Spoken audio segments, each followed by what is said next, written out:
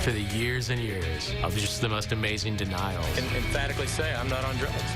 He was one of the most famous athletes in the world, hailed for his accomplishments, beloved for his charity, and ultimately despised for his deception. And now the international rise and fall of cyclist Lance Armstrong is told on the big screen through a documentary called The Armstrong Lie. Joining me today is the highly decorated director, Academy Award-winning filmmaker Alex Gibney. He won an Academy Award for Taxi to the Dark Side. He also did documentaries on Wikileaks and Enron. Thank you so much for being here today.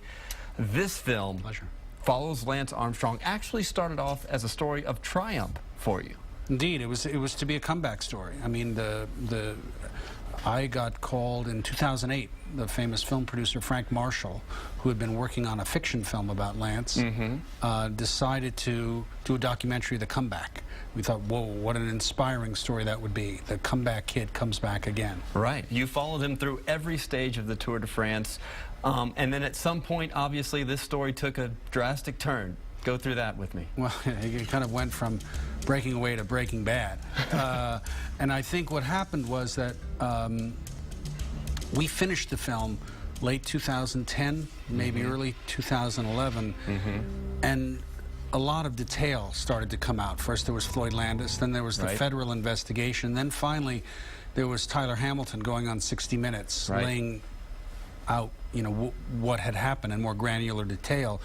So we said, this is not a film that we can release anymore. We sat on the sidelines, we waited for the story to play out, and then in 2012, late in 2012, we decided to go back in.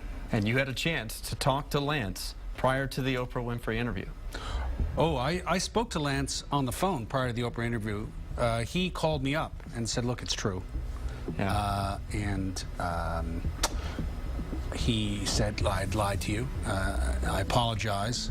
And we began to talk at that moment about making things right by doing another longer interview. I ultimately did one short one a couple of hours after Oprah, and then a much longer one in May of this year. How reluctant was Lance Armstrong? How cooperative was he throughout this process? Well, I mean, you know, in the 2009 era, I had unbelievable access. And I went everywhere. You know, I was, and after stages, I would pop in his hotel room, we would talk about the stage.